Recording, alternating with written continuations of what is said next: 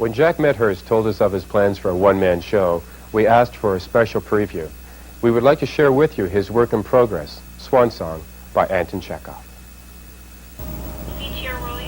Ready to fade in 5, 4, 3, 2, 1, fade to black.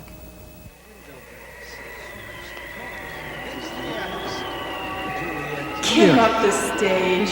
The comic show that right to see us. And chill, my friends.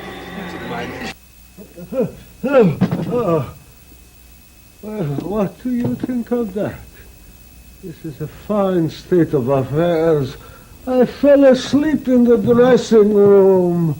The show was over long ago, and all the people have left the theater.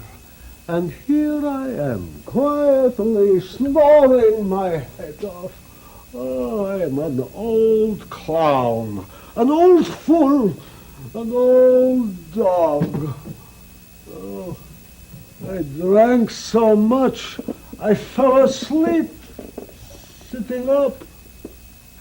Oh, that was clever of me. Very good for me. Yegorka! Yegorka! Where are you? You devil! Petrushka! They're asleep. A pox on them. Yegorka! Oh. Mr. M is very well known for his makeup. He teaches, he demonstrates, but there's much, much more to the man than just that.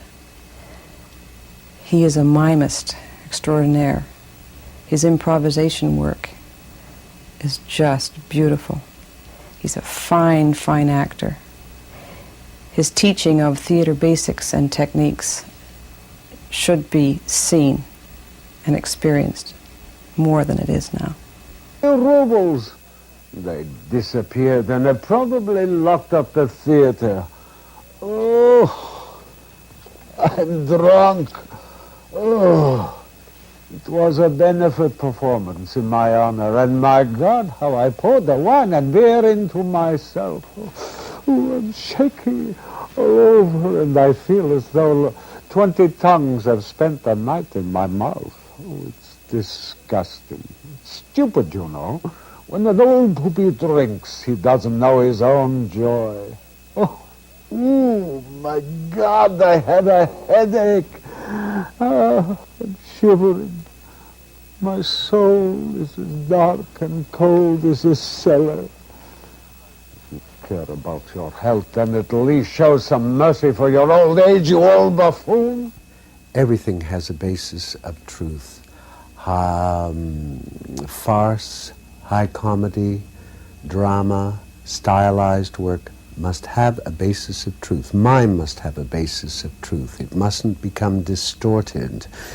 And one thing that the actor must always bring to the production is the joy of the work. Never do anything because you have to do it, but because you want to do it, that you want to share with an audience the joy of this writing, this experience, these characters. This was Mrs. G's philosophy, and I've adopted that philosophy. Me to bed when I am drunk. Who do I belong to?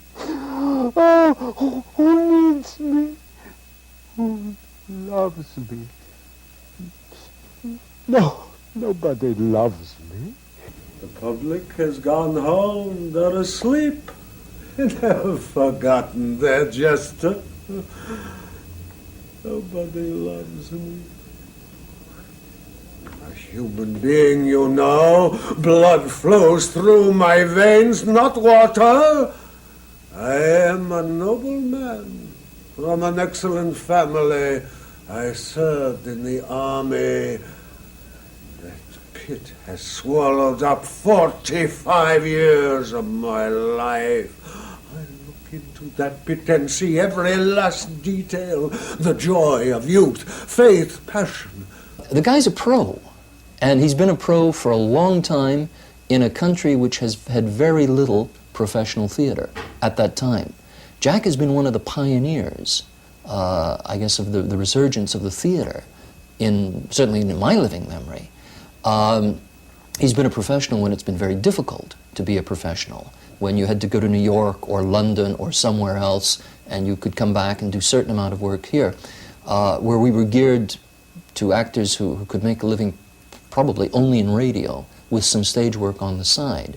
So 40 years plus of that kind of experience is really an incredible gift to pass on to the next generation of actors and students. And it's this teaching, because the theater is not a new technology. It's not a computer thing that we have to relearn. It's a kind of handcrafted gift from succeeding generation to generation. And with people like Jack who have that gift of passing on the gift, it makes a tremendous cultural richness, a national treasure, if you like, of experience on which the new student can tap. I'll run and look not back, but go searching through the world, outraged at every turn. My coach, my coach.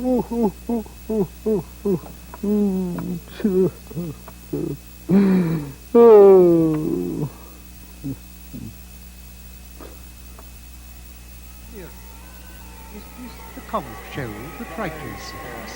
And kill my friends, mine enemies. And what's his reason? Is there a nose, Meister? Or does he swear it's a pumpkin or a mango word? Give up the stage. He's but sick and green and number at the ready. President weapons. Grab hold when you're unsteady. Your Pyramus wishes me by the way. I kiss your nose. In television and film, we call it a rap. In theater, we call it a strike. But for the actor and a lifelong commitment, the journey continues. Theatre was often very hazardous. It was like television before we got a tape. And so everything was very on the edge, nervous, and it gave very great excitement. Jack understood the ability of the body to convey ideas and emotions and states of feeling and so on. Just intuitively, I don't think he ever sat around and thought about it at all. He just, knew how to do it. His going was sadly felt by many of us. A lot was happening, both personally for Jack. He had been out of the profession actively for a good few years. I mentioned his perfectionism. It was hard to practice that, relying on other people to support that standard. And I think one of Jack's knacks is allowing students, if you like, to fail positively, so that the failure becomes a growth experience. It's turned round into that desire to go better, to go a little further next time. If I were ever approached by Reader's Digest to write an article on the most unforgettable character I've ever met, there's only one man that I could write about, and that would be Jack Medhurst. I used to say how fortunate we are to live so many lives in one and not have to live them fully